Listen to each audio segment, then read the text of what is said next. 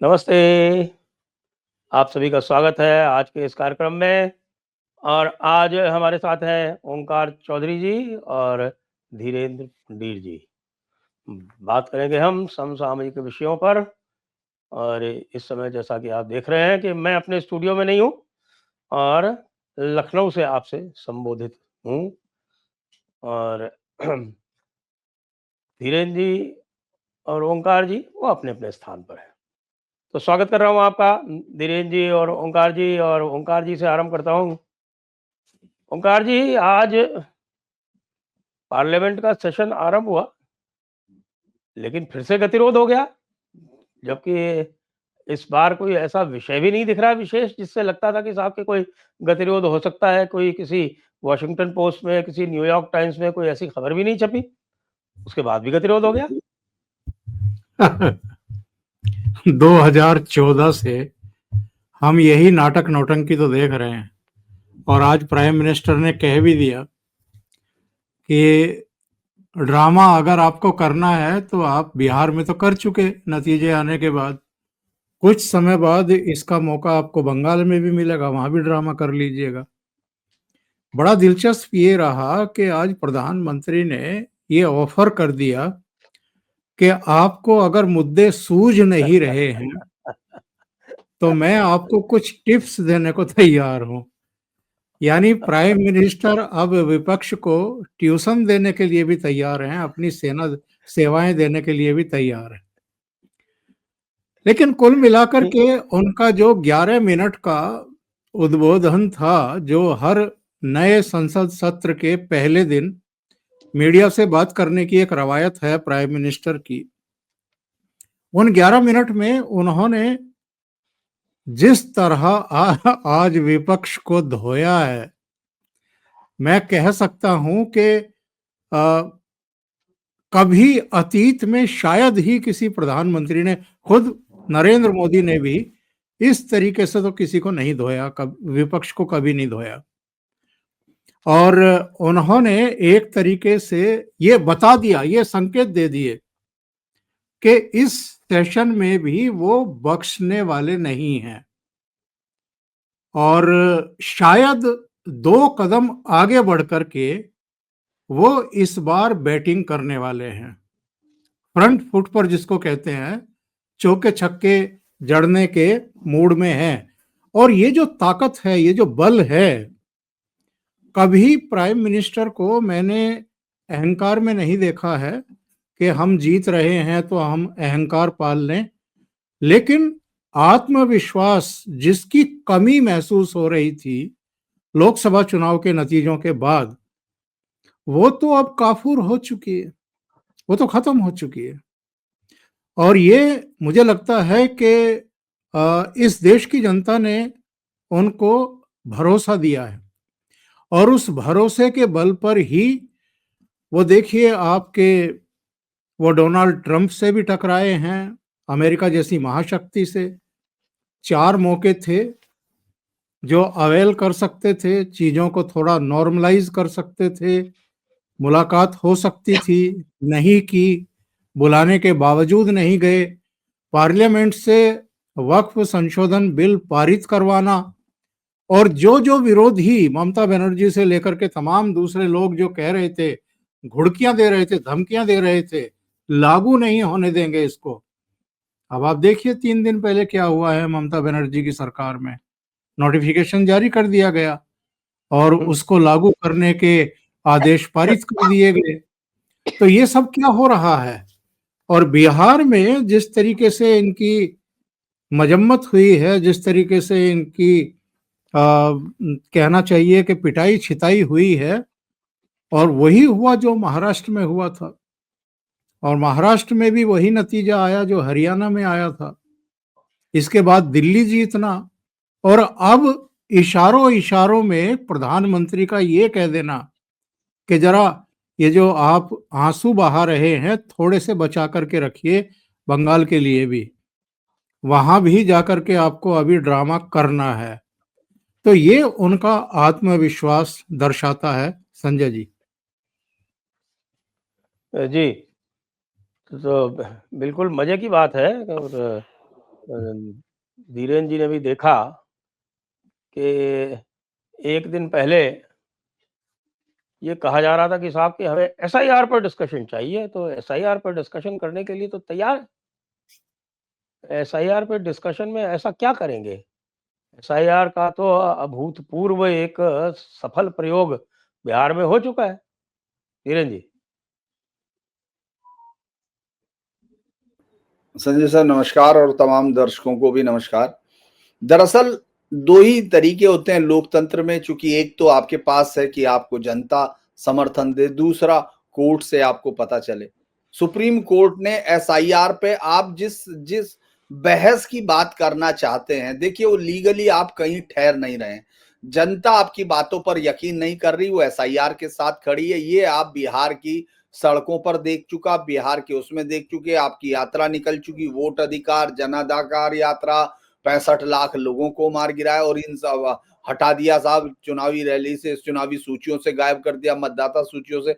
इस तरह के रोने की कम से कम वहां 85 रैलियां हुई होंगी और हर रैली में इसी तरह के आंसू बहाए गए, छाती पीटी गई, अगर मैं उसको सीधे तौर पे कहूं। लेकिन इसका जनाजा सिर्फ एक ने निकाल दिया पूरी हवा को, शकील अहमद, जो कांग्रेस के ही इतने सीनियर वरिष्ठ नेता। उसने कहा कि हम लोगों ने पूरा चुनाव देखा, ये लोग 65 लोग भी, 65 लाख लोगों के नाम हटाए गए हैं, जुड़े भी अलग हैं, लेकिन जो 65 लाख लोगों के नाम हटाए गए हैं उसमें से 65 लोगों को सामने नहीं ला पाए। वो सलीम माफ करना, वो यादव, वो योगेंद्र, वो सलीम और योगेंद्र में मैं कंफ्यूज हो जाता हूँ, क्योंकि अब उनका कौन सा नाम लूं और वो किस नाम से नाराज हो सकते हैं।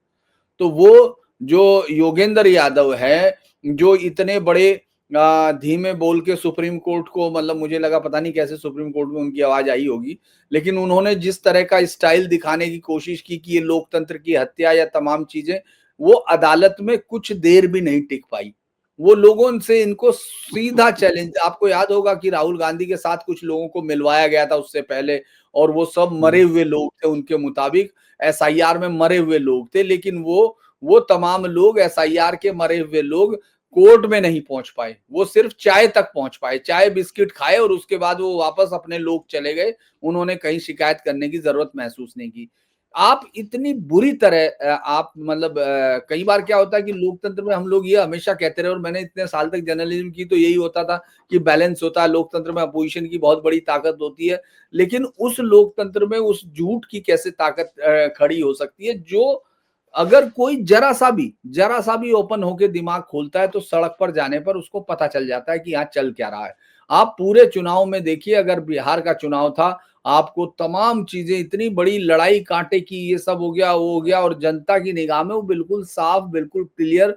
वहां एसआईआर कोई मुद्दा था ही नहीं, इतना खराब और डल मुद्दा था कि उसको खुद तेजस्वी ने बाद में बोलना ही बंद कर दिया। आज अखिलेश बोल रहे हैं कि साहब ये है, और लोगों की आवाज दबाई जा रही है, लोगों को ये किया जा रहा है। चूंकि ये आवाज नहीं दबाई जा रही है, बेसिकली उस फ्रॉड जो होता था, जो तमाम, वो हर पार्टी को पता है। वो ऐसा नहीं कि सिर्फ बीजेपी वालों को ही पता है, ये इनको भी पता है, दूसरों को भी पता है, और बीजेपी को भी पता है कि ऐसे समय पे वो हमेशा, जब चुनाव परिणाम, जब वोटिंग होती थी, तो उस वक्त ऐसे मरे हुए लोगों का इंसान ऐसी तरह किया जाता था कि एक वो जोक भी बनता था कि साहब वो एक बूढ़ा जो है जल्दी आके खड़ा हो गया, सुबह बार बार पूछ रहा, रामरती वोट डाल गई क्या, रामरती वोट डाल गई क्या।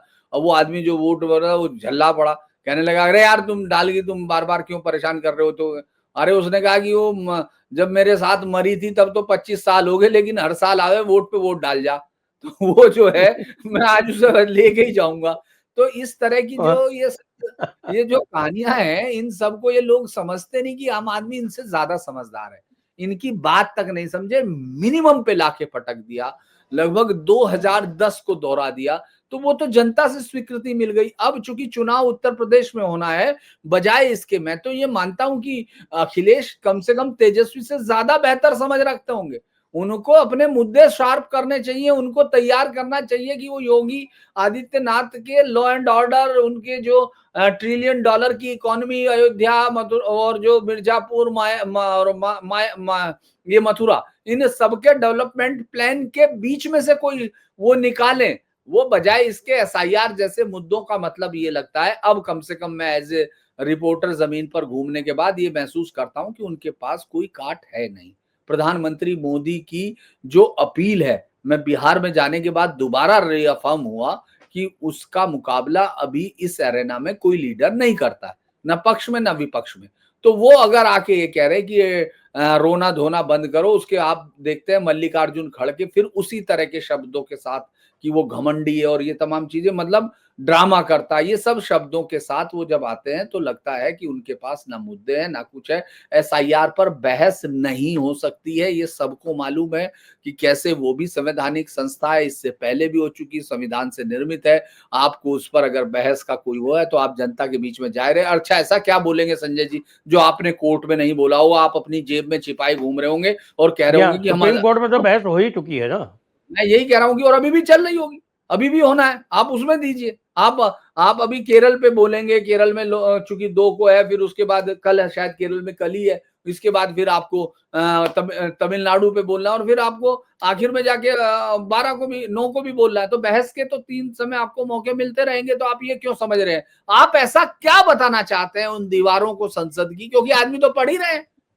दरअसल वो कुछ नहीं, उनको मालूम है इस पर बहस नहीं होगी, ना वो तैयार होंगे और ना ही कोई वो कानूनी तौर पर सही है। ये बात हमने देखा कि उन्होंने चुनाव आयोग को पिछली बार भी नहीं करने दिया था। सरकार को मालूम है उसको अपने 10 बिल हैं, इंपॉर्टेंट बिल है, वो पास करा लेने हैं। विपक्ष को अब कहीं कोई धनी ढोरी नहीं मिल रहा, उनकी समझ में नहीं आ रहा। दरअसल कई बार क्या होता है, आप ऐसे मुहाने पे चले जाते हैं संजय जी की आपको रास्ता दिखता ही नहीं है। विपक्ष अब ऐसी जगह पे खड़ा हो चुका और इसीलिए मुझे लगता है कि प्रधानमंत्री के लिए फ्री हैंड है, वो आगे चुनाव में। मैं तो बल्कि ये तक मान रहा हूं कि अगर यही रहा तो ये सिर्फ ये नहीं, सह्याद्री पार की जो कर्नाटक रुकी हुई सवारी है वो कहीं आगे ना बढ़ जाए, ये बड़ा दिलचस्प होगा। जी ओंकार जी, अब कर्नाटका चूंकि ले ही आए हैं धीरेन जी, तो हम कर्नाटका के बारे में भी बात कर लेते हैं। लेकिन कर्नाटका का जो सारा का सारा अब जो जाल है, वहाँ का जो इंद्रजाल है, उसका भी कारण एक ही है और वो है अनिर्णय। और वो अनिर्णय किसका है सब जानते हैं। और आपने सुना होगा कि बहुत ही रोचक एक मीटिंग हुई है कांग्रेस में, और जिसमें राहुल गांधी भी थे और मल्लिकार्जुन खड़गे और बहुत सारे लोग थे, बिहार से सारे लोग बुलाए गए थे। तो उसका वृत्तांत भी आपने पढ़ा है, जिसमें राहुल गांधी को ये भी नहीं पता था कि उनके एमएलए हैं कितने को टोटल। और बताते हैं कि साहब कि उन्होंने कहा कि बाकी लोग कहाँ हैं? तो फिर केसी वेणुगोपाल ने बताया कि साहब हमारे तो 6 ही लोग जीते हैं, वो सारे यहाँ हैं। जी। देखिए, बात ये है संजय जी कि कर्नाटक हो, बिहार हो, हरियाणा हो, पंजाब हो, किस किस राज्य का नाम लिया जाए, आज की तारीख में हालत ये है कि जिसको हाई कमांड बोला जाता है ना, वो शक्ति विहीन हो चुका है, उसकी ताकत क्षीण हो चुकी है, उसका प्रभाव मंडल खत्म हो चुका है।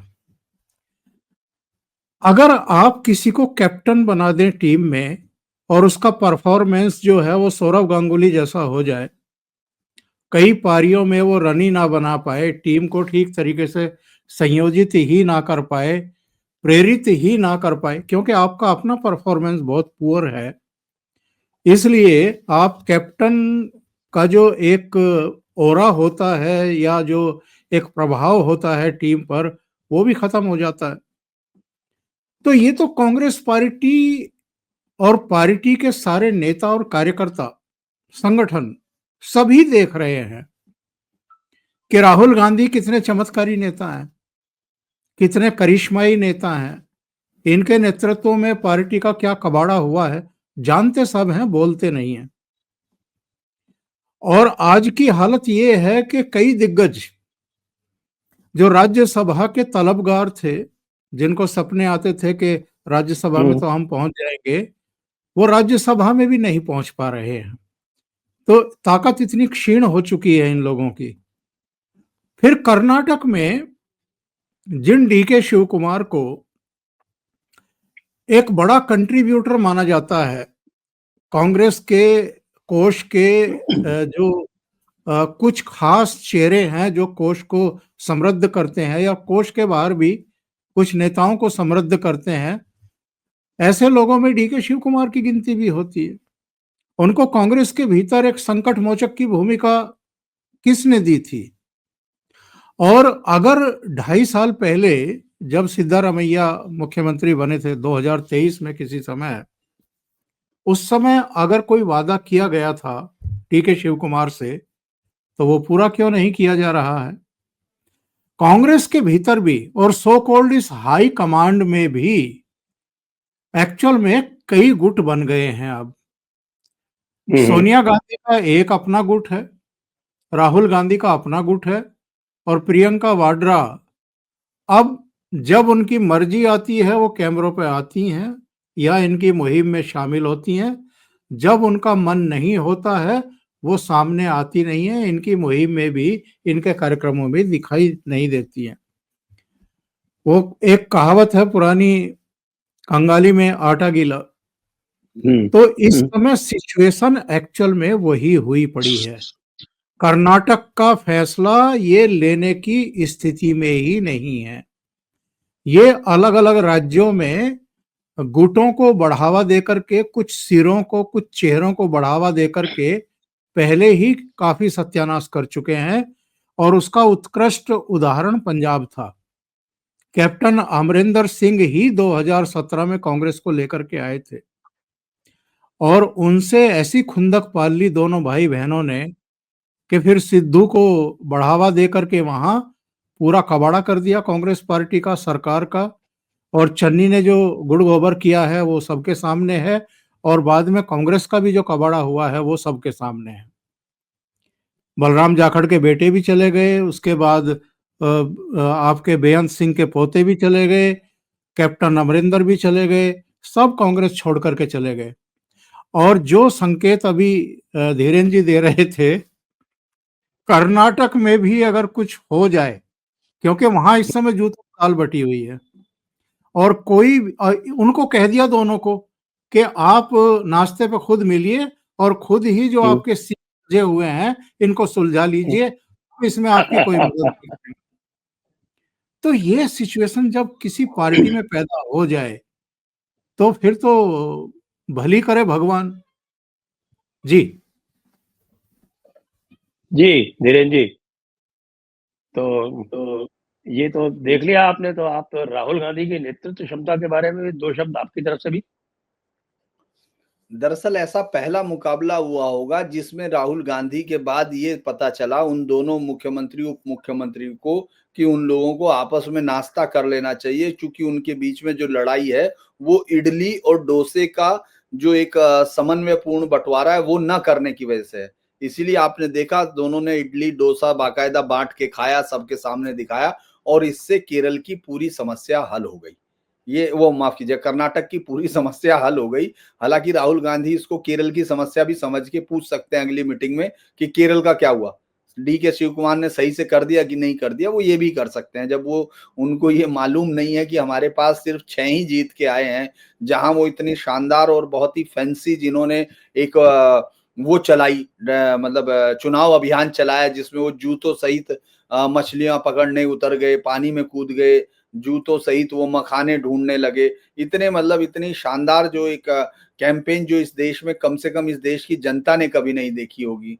देखिए हम लोग दरअसल इसको ऐसे भी देख सकते हैं कि हम लोग सब बचपन में तमाशे देखते रहे हैं, सर्कस में देखते रहे हैं।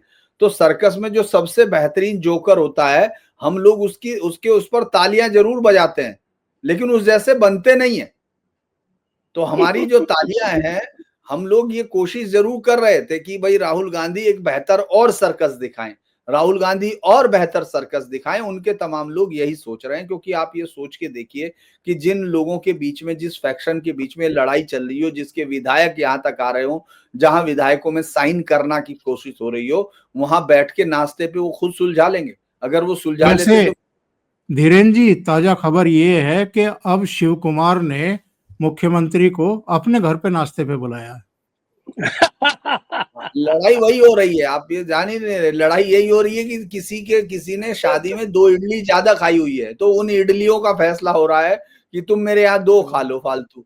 तो ये दरअसल एक बचकानापन दिख रहा है, क्योंकि वो ये देखिए पहले उन्होंने छत्तीसगढ़ में टीके सिंहदेव के साथ यही किया, उससे पहले मध्य प्रदेश में उन्होंने ज्योतिरादित्य के साथ यही किया। पहले तय कर लिया उस समय, हाँ हाँ आप जीत जाइए हम देख लेंगे। उससे पहले आप देखिए आपके राज्य में सचिन पायलट के साथ क्या हुआ, कंटिन्यू उस दौरान। और आप देखिए जो घाघ लोग थे, जो पॉलिटिकली घाघ है, इसका कोई मैं डिमिनिटिव वर्ड नहीं कर रहा हूं, लेकिन जो लोग शातिराना अंदाज से पॉलिटिक्स समझते हैं, जिनके एक्सपीरियंस ने उनको आगे रखा, वो हर बार राहुल गांधी को मात देते हैं। वो डीके शिव कुमार, टीके सिंहदेव या सचिन पायलट या ज्योतिरादित्य को नहीं हरा रहे, वो राहुल गांधी को हरा रहे हैं। क्योंकि राहुल गांधी के साथ मुकाबला, आप ये सोचिए, अशोक गहलोत ने अपने आप अपनी मर्जी से अपने विधायकों से कहलवा लिया, उसके बाद पूरा कोशिश करके मंत्रिमंडल तक में नहीं लिया। इससे ज्यादा बड़ा अपमान क्या होगा। वो मजबूरी थी, क्योंकि सचिन पायलट को लगता है कि भाई उनका इसी पार्टी भविष्य, तो वो रुके। इसके बाद ज्योतिरादित्य को आप देखिए, पूरी मेहनत कराई, पूरा महाराज भी बेचारे जूतों से उतर के, मतलब बिना गाड़ी के घूमने लगे, बड़ा मुश्किल हुआ, लेकिन फिर भी उन्होंने किया, उनको मिल गई तो आ गई। तो फिर उसके बाद ये हुआ। अब आप ये सोचिए, डीके शिव कुमार अकेले पूरी ताकत के साथ जूझ रहे थे। उस दौरान सिद्धारमैया आपको अपनी जगह पर काम करते दिखे। लेकिन ये जो तीनों पॉलिटिशियंस थे, ये जानते थे, चाहे वो कमलनाथ हो, चाहे वो अशोक गहलोत हो, चाहे वो सिद्धारमैया हो, कि राहुल गांधी को कहां पकड़ा जा सकता है। क्योंकि वो अच्छे से समझते हैं कि इनके पास भारतीयता की समझ नहीं है, भारतीय राजनीति की समझ नहीं है। उनको ले जाके कुछ ऐसी चीजें जरूर समझा देनी है, जिससे वो उसका लोकल डायलेक्ट क्या होगा, वहां कौन सा पहना जाता है, कैसे बात किया जाए। आपने अरे बहुत, आपने तो एकदम नरेंद्र मोदी को सड़क पे खड़ा कर दिया, आपने नरेंद्र सरेंडर कर दिया। मतलब जब इस तरह की बातें कहो, उसके बाद उनको कोई लेना देना नहीं। तो ये इनके लोग हैं। मैं आज भी कहता हूं कि सचिन पायलट कांग्रेस के लिए एक एसेट है, लेकिन उसको बेइज्जत कराना है। ये जो टीम राहुल थी, जिसको कहा गया, वैसे तो मैं नहीं मानता, क्योंकि टीम राहुल में इसलिए कुछ नहीं था, वो तो जो खानदानी दरबारी थे उन्हीं के सब बच्चे थे, जो अब बीजेपी में आ गए, वो बड़े लेकर हो गए, ये भी मान लेना चाहिए। लेकिन जो टीम राहुल थी, वो एक एक करके अलग हो गई। ये लोग जो आए, इनको तो कोई जनता पहचानती नहीं है। तो ये बड़ा संकट है, राहुल गांधी के लिए संकट है, बाकी सबके लिए कोई संकट नहीं, क्योंकि बाकी तो जनता देख ही रही है, उसको तो मजा आ रहा है। देखिए, जनता को तब परेशानी होती कि उनको राहुल से कोई उम्मीदें होती, उनको राहुल गांधी से कोई उम्मीद नहीं है, इसीलिए उनको, मुझे नहीं लगता कि उनको बहुत ज्यादा इस बात से कोई निराशा हो रही है। वो तो एक वो देख रहे हैं, जिसको कहा जा सकता है सर्कस, और राहुल गांधी की हर कलाकारी पे वो ताली बजाते हैं, उठ के चल के जाके वोट वो अपना प्रधानमंत्री नरेंद्र मोदी की पार्टी को दे आते हैं।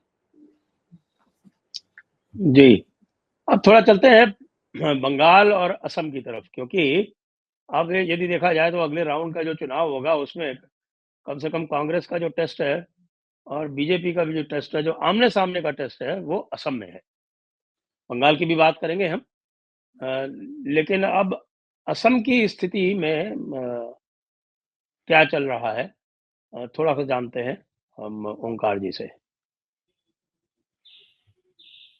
देखिए, असम में संजय जी, मेरे हिसाब से भारतीय जनता पार्टी के साथ साथ हेमंता का बड़ा टेस्ट है, एक बड़ी परीक्षा है। हम सब जानते हैं कि हेमंता ने पिछले करीब करीब 4-4.5 साल में क्या किया है। पूर्वोत्तर से लगभग कांग्रेस को घर बैठा दिया है, साफ ही कर दिया है। और असम में भी कई स्तरों पर उनकी लड़ाई चल रही है। साफ सफाई की भी, मॉरली एक बड़े आक्रामक समुदाय को उसकी हदें समझाने और बताने की भी, और जो एक बड़ी समस्या थी वहां घुसपैठियों की और पॉपुलेशन डिसबैलेंस की, उसको भी थोड़ा सा दुरुस्त करने की।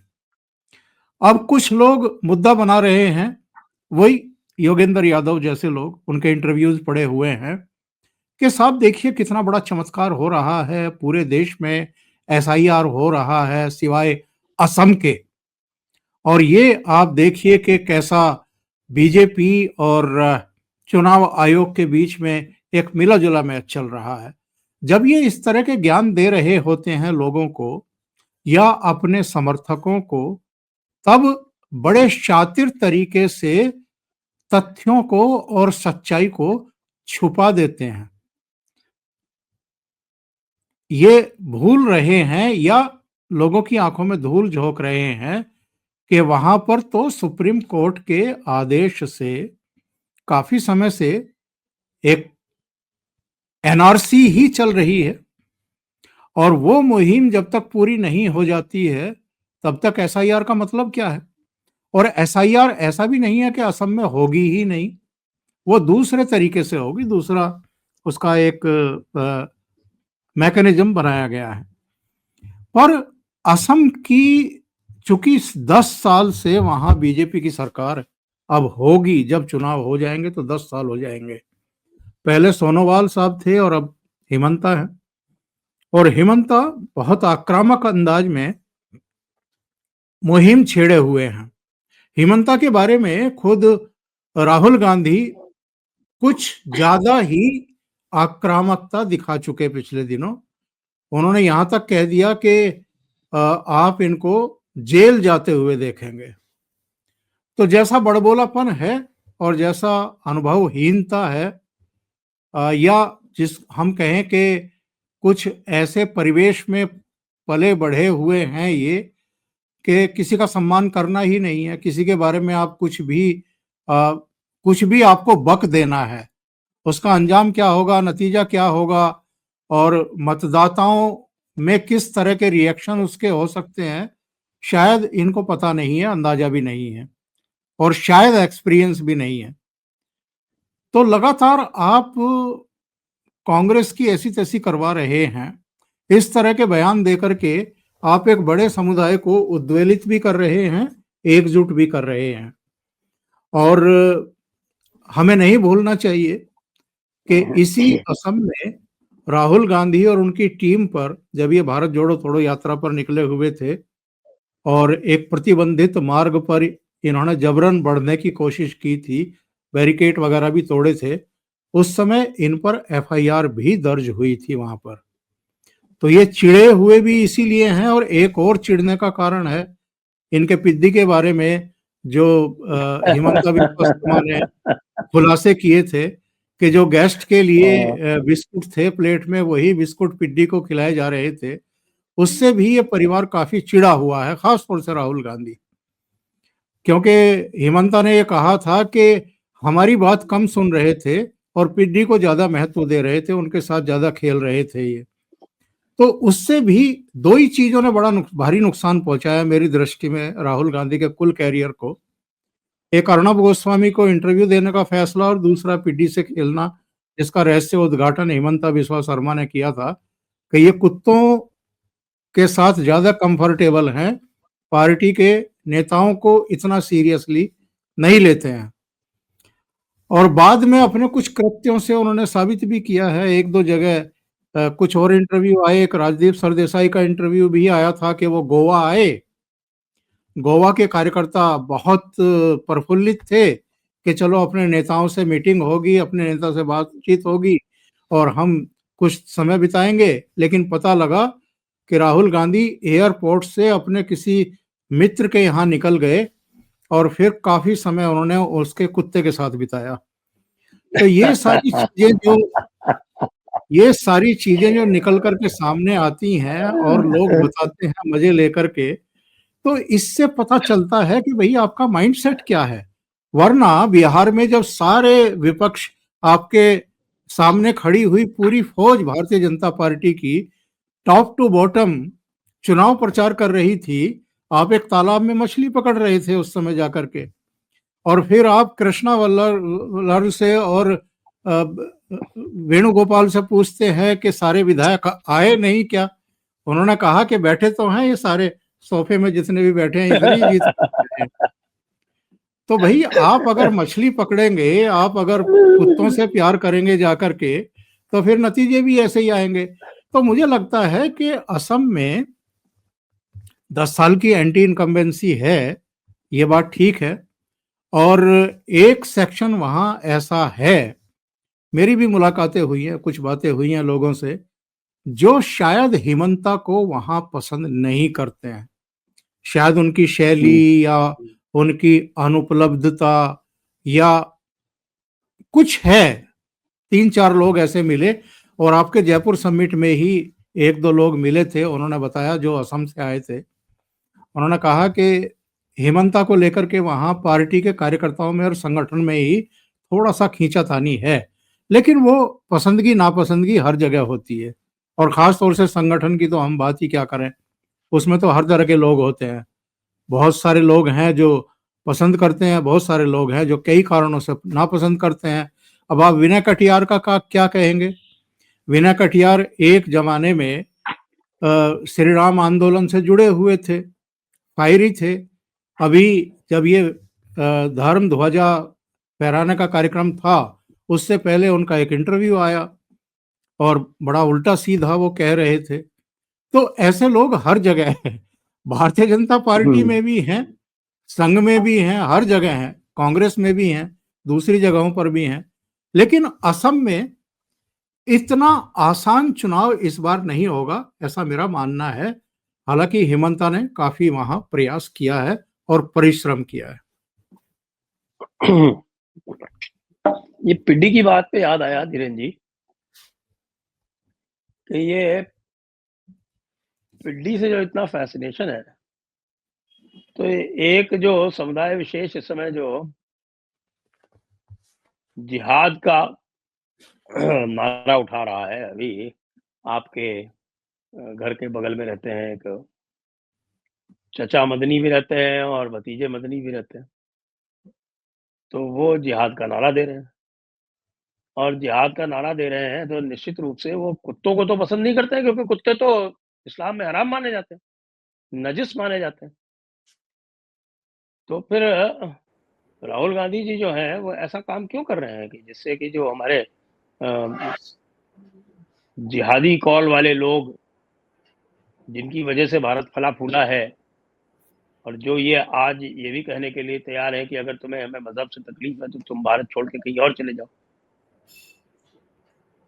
ये मामला कैसे बैठेगा? जिहाद भी होगा और कुत्ते भी होंगे। दरअसल ये तमाम लोगों के लिए, अगर आप उन्हीं के लिए बात कर दें तो मैं, चूंकि आपने कह दिया तो मैं उसको जोड़ रहा हूं। उबैदुल्ला सिंधी जो इन सबके पुरखे हैं, तारिक उबैदुल्ला सिंधी में वो कहते हैं कि हमने राजा साहब को केवल गुलामी अंग्रेज के खिलाफ एक मिलीजुली सरकार की बात बताई, असली निजाम जो खलीफा के अधीन होगा उसकी तफसीलात उनको जरूर नहीं बताई गई। ये राजा महेंद्र प्रताप सिंह के लिए है, जिसको उन्होंने उस सरकार का मुखिया बनाया था जो एग्जाइल में थी। राजा महेंद्र प्रताप इतने खुश हुए थे, जमीन भी वो एएमयू को दे गए थे, अलीगढ़ मुस्लिम यूनिवर्सिटी को।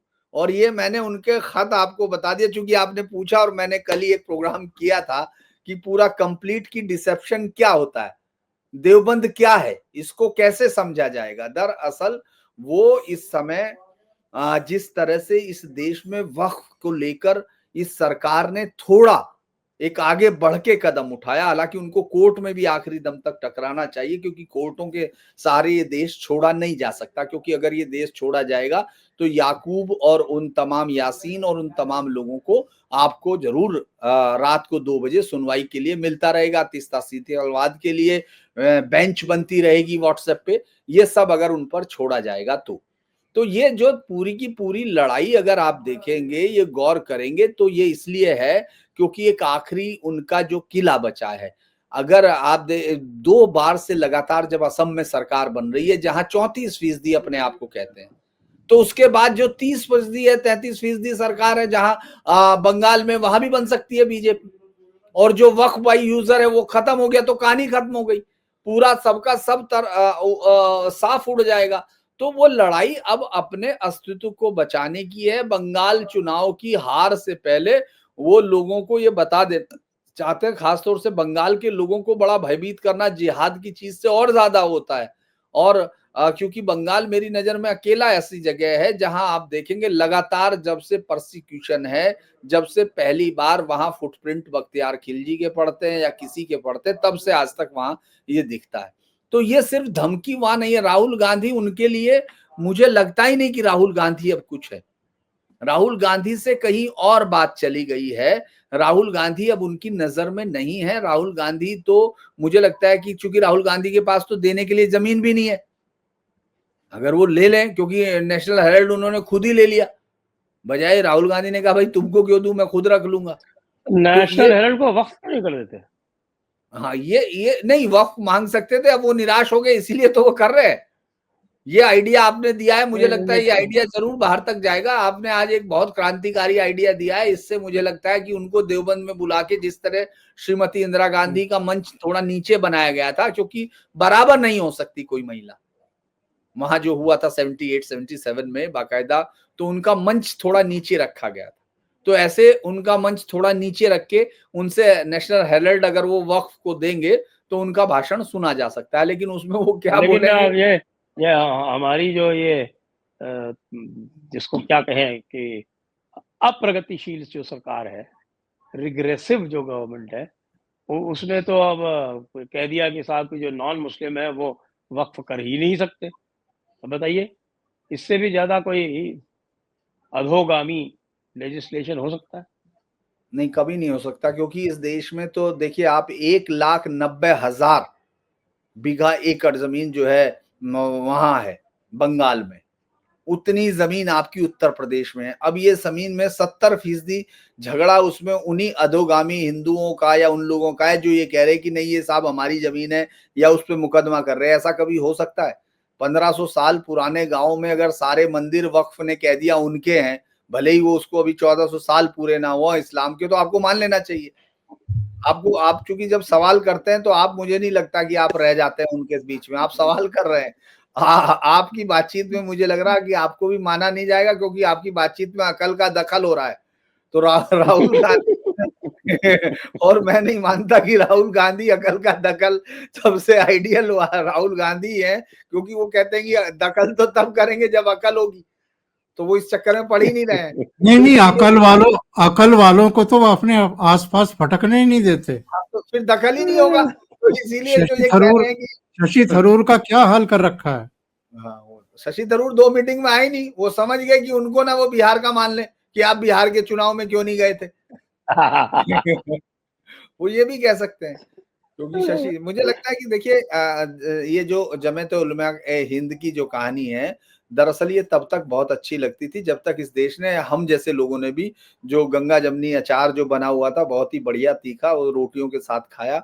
और जब हमको डॉक्टरों ने बताया कि इसमें शीशा मिला हुआ, इसमें पारा मिला हुआ, इसमें लेड मिला हुआ, तो तब हमने वो खाना बंद कर दिया। तो उसी तरह से अब इन सब के कोई मायने रहते नहीं। देखिए, मुस्लिम्स वोटर्स ना इनकी सुनता है ना वो जानता है। वो जानता है कि उसको इस्लामिक लॉ के साथ जो है, आप देखिए उनको, अगर आप इसको ऐसे देख सकते हैं, जैसे एक ही उदाहरण के साथ, जैसे मैं उदाहरण कई बार दे चुका हूं लेकिन आपको यहाँ, जैसे आप देखिए धुले में 5 लोकसभा विधानसभा उस सिटी में 4-5 में लगभग 1,90,000 के साथ आगे था। जैसे ही मालेगांव खुलता है 1,95,000 के साथ 5,000 वोटों से जीत जाता है कैंडिडेट कांग्रेस का, जब लोकसभा चुनाव है। यानी 1,90,000 की लीड भी काटता है जो चारों विधानसभा है। साहब तो गलती उसकी है, वो 2.5 लाख से आगे क्यों नहीं था? नहीं, अब वो उसकी है। अब दूसरा क्या है कि वही जब विधानसभा चुनाव आता है, उसी कांग्रेस पार्टी के उम्मीदवार को सिर्फ 7,000 वोट मिलते हैं उसी जगह कुछ ही दिन बाद, क्योंकि वो सब शिफ्ट हो गए अपने पार्टी के कैंडिडेट के पास। ये देखने की जरूरत है कि उनको, ये राहुल गांधी को ये बार बार सोचना है कि मैं कितनी बार इनके लिए अपने आप को, या हालांकि बीच में गड़बड़ हो जाता है जब सांस्कृतिक प्रदूषण होता है, जब वो दत्तात्रेय बन जाते हैं बीच में, या फिर वो जनेऊ ऊपर डाल देते हैं। अभी तो 5 साल से बिल्कुल एक ही रास्ते पे चल रहे हैं। हाँ, वो तो गुजरात के बाद वैसे भी अब निवेदिता मेनन रिटायर हो गई हैं, तो वो भी अब कांग्रेस में आके सलाहकार के रूप में शामिल हो सकती। हाँ, क्योंकि वो तो पता नहीं कुछ वहां, वो तो बताया उन्होंने कि कॉमरेड लाल सलाम, वो स्टाइल बहुत मुझे अच्छा लगा। दरअसल मैं नहीं कर पाऊंगा ऐसा, वो उसको सीखने के लिए काफी ना, वो मतलब आप सोचिए कि अभी भी कॉमरेड दीदी लाल सलाम, कॉमरेड दीदी लाल सलाम। और आपने देखा होगा कि इतनी बड़ी ताकत, इतने बड़े, उसके बावजूद आप ये देखिए कि वहां 1 दर्जन लोग नहीं थे, 1 दर्जन नहीं जुटा पाए, जबकि वोट इतना मिला। दरअसल क्या है कि पिछले कुछ समय से हम लोग गौर नहीं कर रहे, हमको लग रहा है एक जैसे मजबूत आवाज 1,00,000 के बराबर होती है धीरेन्द्र जी। ये मैं बार-बार मेरे अंदर अकल नहीं है तो मैं लेकिन दखल नहीं कर हमारे जो पा हमारे जो संविधान निर्माता थे उनको इतनी अक्ल नहीं थी, इतनी अकल नहीं थी उनको कि उन्होंने एक आदमी को एक ही वोट दिया। उनको कम्युनिस्टों को एक वोट का कम से कम उनको 1000 तो करना चाहिए था, अगर लाख नहीं।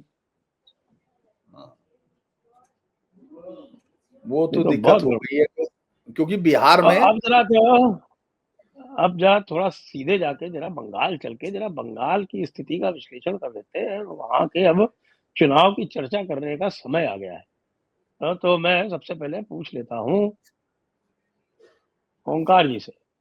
ओंकार जी, तो ममता जी की जो उखाड़-पछाड़ चल रही है, उनके जो स्टाइल चल रही है, आपको क्या लगता है कि वाक़ई कुछ हो सकता है? पिछली बार भी हम लोग बहुत आशावान थे, लेकिन बाद में निराशा हाथ लगी। ममता जी बहुत डरी हुई हैं इस समय। पहली बार लग रहा है कि सामने से जरूर विश्वास से भरी हुई नजर आना चाहती हैं, लेकिन एक्चुअल में उनके तिरपन कांप रहे हैं। और मैं ये बात इसलिए कह रहा हूं कि उनको अपनी सीमा पता है कि मुझे कहां तक विरोध करना है, उसके आगे वो विरोध नहीं करना चाहती है। हालांकि कुछ लोगों का कहना है कि उनके पास कोई ऑप्शन बचा नहीं था, सुप्रीम कोर्ट से भी याचिकाएं खारिज हो गई थी, झटका लग चुका था वक्फ पर, तो नोटिफिकेशन जारी करना ही था, वो करवाया भी है। सारी वक्फ की संपत्तियां जो केंद्र की वेबसाइट है उस पर अपलोड करने के आदेश भी जारी कर दिए कि 5 दिसंबर तक ये सब अपडेट हो जाना चाहिए। यानी 8 साल बाद जाकर के उनको अब समझ में आया कि वक्फ कानून को लागू करना है। तब तो कितना लोगों को भड़काया था, उस समय का वातावरण क्या था। अभी शो से पहले भी हम लोग बात कर रहे थे, मुर्शिदाबाद में जो कुछ हुआ, 100 से ज्यादा घर जला दिए गए थे। लोगों को घर छोड़ करके मालदा के एक एजुकेशनल सेंटर में शरण लेने के लिए अभिशप्त कर दिया गया था। पिता पुत्र चित्रकारों की निर्मम हत्या कर दी गई थी। और पूरे बंगाल और बंगाल के बाहर भी, क्योंकि उस समय याद करें तो बंगाल के अलावा कहीं कुछ नहीं हो रहा था। थोड़ा बहुत उत्तर प्रदेश में करने की कोशिश की गई थी, तो यहाँ तो बहुत मोटा लठ लेकर के योगी जी बैठे रहते हैं, वो सूंत देते हैं, बिल्कुल लंबलेट कर देते हैं। तो यहाँ तो किसी की हिम्मत नहीं पड़ती। लेकिन पश्चिम बंगाल में कौन रोके। उस समय तो कह रही थी कि जान दे दूंगी, लेकिन वक्फ संशोधन कानून को बंगाल में लागू नहीं होने दूंगी। अब कैसे लागू करने के आदेश जारी करवा रही हैं। और अब तो ये सारे जितने भी जिनके बोल बिगड़े हुए थे, कलकत्ता के मेयर से लेकर के और वो मंत्री तक, सब जो उस समय पाला खींच करके और कुश्ती लड़ने के अंदाज में थे और तरह तरह की धमकियां दे रहे थे, अब वो जस्टिफाइड कर रहे हैं कि नहीं नहीं, वो पोर्टल पर अपडेट करने से क्या होता है, अब ये तो कर ही देना चाहिए। पता तो सबको है ही कि वक्फ की संपत्तियां कहाँ कहाँ है, जिन पर कोई विवाद नहीं है उनको तो पोर्टल पर अपडेट कर ही देना चाहिए। इस तरह की बातें हो रही हैं। क्यों? क्योंकि इनको पता है कि केंद्र इस समय बिल्कुल मौके की तलाश में दम साधे बैठा है। कोई एक मौका आपने दिया नहीं और सीधे 356, 55 भी नहीं, 356 सीधे। क्योंकि इस बार बहुतों का ये कहना है कि भाई यही समय है और सही समय है, इसी समय ये सब कार्रवाई करिए, वहां राष्ट्रपति शासन लगाइए, मशीनरी को इनके पंजों से मुक्त करिए, जो व्यवस्था है उसको बदलिए और केंद्र के अधीन, अमित शाह के अधीन वहां की पूरी मशीनरी को लेकर के निष्पक्ष और तटस्थ चुनाव का रास्ता साफ कर दीजिए। लेकिन ममता बनर्जी शायद जानती है कि उनको कहां तक विरोध करना है, इसलिए आप देखिए कि जो एसआईआर की कार्रवाई चल रही है उसका खूब विरोध किया। एक नाम नहीं कटने दूंगी। अरे भाई, गलत नाम कौन काट गलत नाम ही कटेंगे। जो योग्य हैं वो जोड़े जाएंगे, जो अयोग्य हैं वो बाहर जाएंगे। तो आप जरा खुल के बता दीजिए कि आप अयोग्य का नाम नहीं कटने देंगी क्या? खुल के बताइए। दूसरे, जिस तरीके से इन्होंने एसआईआर को एनआरसी बताने की गलती की, उसका नतीजा है कि रोहिंग्या, बांग्लादेशी, नेपाल, वो सब सिर पे अपने पैर रख करके दौड़ रहे हैं, भाग रहे हैं। उल्टा पड़ गया। हाँ, उल्टा पड़ गया वो। अब वो रोके नहीं रुक रहे हैं और लाखों की संख्या में जा रहे हैं। पता लग रहा है कि एक्चुअल में सर्वाधिक रोगग्रस्त अगर कोई राज्य अभी तक रहा है घुसपैठियों की दृष्टि से, तो वो पश्चिम बंगाल रहा है। दो स्टेट पर अपनी नजर है संजय जी, एक पश्चिम बंगाल और दूसरा उत्तर प्रदेश। उत्तर प्रदेश में भी बाबा ने डिटेंशन सेंटर लगभग हर जिले में, हर मंडल स्तर पर बनवाने के आदेश दे दिए हैं और बहुत बड़े पैमाने पर धरपकड़ हो रही है। ये पहलगाम की जो घटना हुई है ना, कई बार बहुत अप्रिय घटना थी, कभी नहीं होनी चाहिए ऐसी घटना। जिस तरह का जेनोसाइड किया गया, जिस तरह कलमा पढ़वाया गया, पेंटे उतार करके शिनाख्त की गई, गोली मारी गई, इससे ज्यादा दर्दनाक और इससे ज्यादा शर्मनाक घटना कोई हो नहीं सकती। लेकिन उसके बाद जो मुहिम चल रही है इस समय साफ सफाई की, मुझे लगता है कि अकेले बंगाल नहीं, पूरे देश में ही बहुत बड़ा काम इस समय हो रहा है और कई स्तरों पर हो रहा है। और ये यहाँ रुकेगा नहीं, एसआईआर पर रुकेगा नहीं है। ये आगे एनआरसी भी होगा, सारे काम होंगे और ये चीखते चिल्लाते रह जाएंगे, कुछ नहीं कर पाएंगे। क्योंकि जो आपने चुनौती दी थी सुप्रीम कोर्ट में इन चीजों को लेकर के, सुप्रीम कोर्ट तो खारिज कर चुकी इनकी याचिका को। वो तो कह चुकी कि चुनाव आयोग को पूरा अधिकार है एसआईआर कराने का और ये कोई पहली बार भी नहीं हो रहा है। और जब सुप्रीम कोर्ट ने कहा कि भाई अगर 65 या 69 लाख नाम कटे हैं बिहार में, तो आप जरा 15 ले आइए हमारे सामने, जिनको ऐतराज हो कि साहब हमारा गलत काट दिया गया, वो भी नहीं लेकर आ पाए। तो राजनीति करने के लिए, हल्ला मचाने के लिए, पार्लियामेंट रोकने के लिए और जो एक इकोसिस्टम है उसके पालन पोषण के लिए, क्योंकि ये जो इकोसिस्टम है इसमें बहुत सारे चैनलधारी हैं, इच्छाधारी हैं, उनका भी फिक्र होता है इन लोगों को, तो उनकी दुकान चलती रहे इसके लिए तो ठीक है।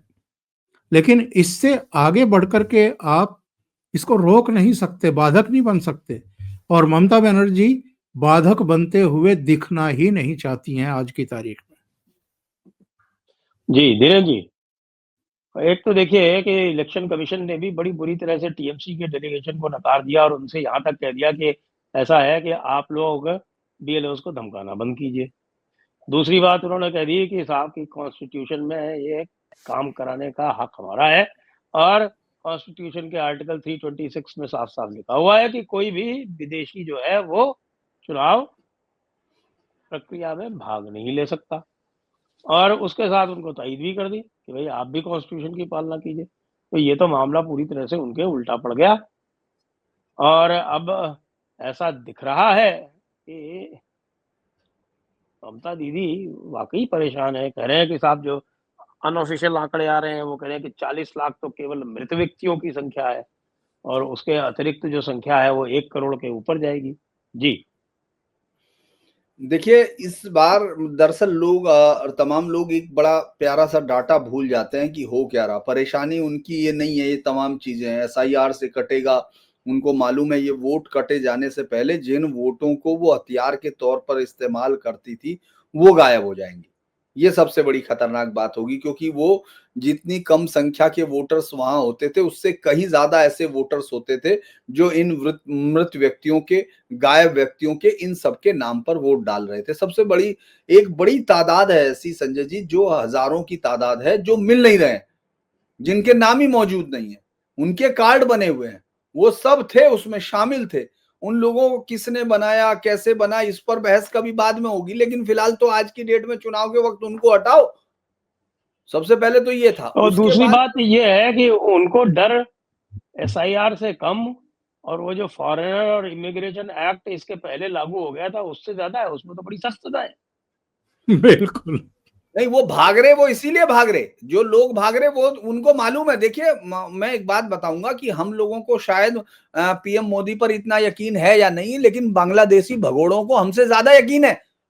उनको मालूम है कि अगर इसने कर दिया तो ये पकड़ेगा, ये जरूर छोड़ेगा नहीं, और इसीलिए वो भाग रहे।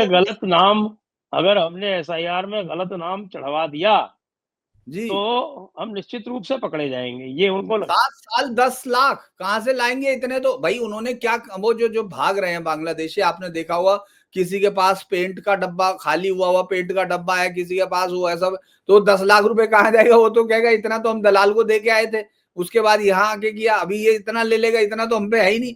तो वो इसी चक्कर में सब भागे जा रहे। ममता उनको समझा रही है कि तुम वोट डालो, तुम्हारे पास आधार है ना, तो वो आधार भी वो वहां फेंक के चले गए। आपने देखा होगा वो कौन सा स्टेडियम है, साल्ट लेक, और उसके आसपास वहां आधार पड़े यूपी और बिहार के बने हुए बहुत सारे लाइन से। उन्होंने कहा ये बड़े तुम्हारे सारे, हमें नहीं चाहिए, क्योंकि हमको जेल में नहीं रहना। हर जगह डिटेंशन सेंटर की जो खबरें आ रही हैं कि हर जगह अस्थायी डिटेंशन सेंटर बनाए जा रहे हैं यूपी में। आपने देखा होगा जो बॉर्डर टाउन से उनमें किराएदार है, और सब क्या पूछताछ होने लगी, सबकी चीजें पूछने लगे। वो तैयारी कर रहे हैं, डिटेंशन सेंटर बरेली वरेली इन तमाम जगह में अस्थायी डिटेंशन सेंटर देखे जा रहे हैं। तो उनको ये पता है कि भाई पकड़े जाना, ये वोट वाट डालना, तो उन्होंने डाली है। कई ने जो भाग रहे हैं उनमें से कई के वीडियो आपने देखे होंगे जिसमें कह रहे हैं हाँ वोट देते थे। उनको इसका मतलब सीधी सी बात होगी कि उनको वोट का डर नहीं, और उनको ये भी समझ में आ गया कि ममता बनर्जी, याद है आपको वो जो एक डायलॉग है, हालांकि वो इस तरह से नहीं है, लेकिन वो है गब्बर के ताप से तुम्हें एक ही बचा सकता है, वो है गब्बर। वो समझ गए कि मोदी के ताप से और कोई नहीं बचा सकता। तो उन्होंने सबसे पहला काम ये किया कि उन्होंने कहा पहले तो ताप से दूर निकलो, बाद में देखेंगे ममता दीदी को, ये बनी रहेगी तो आ जाएंगे, पहले तो वहां से भागो। दूसरा क्या है, सबसे बड़ी गंभीर बात यह है कि ममता बनर्जी ये जानती है कि लोकसभा, और जबकि हम लोगों ने देखा, होना तो ये चाहिए था, एक पत्रकारों का माइंडसेट ये कहता है, जो अमूमन होता है, कि जिस तरह से 2021 की विधानसभा चुनाव के बाद मास रेप, मर्डर, एविक्शंस ये सब हुए, उसके बाद हमको लग रहा था कि 2024 में तो वो लोग सीट जो कम गई, वो आपको दिखाता है कि जैसे वो सीटें कम हो गई, वोट बीजेपी का वोट घट गया। लेकिन अगर आप डाटा में जाएंगे तो आप देखेंगे बीजेपी का वोट बढ़ गया, 1 से 2% वोट बढ़ा, और टीएमसी का वोट कम हुआ। टीएमसी को जो 215 जो 17 सीटें मिली थी, वो घट के कहां आ रही हैं, वो 190 सीटों पर जा रही है। बीजेपी उस वक्त 90 सीटों में बढ़त ली हुई थी।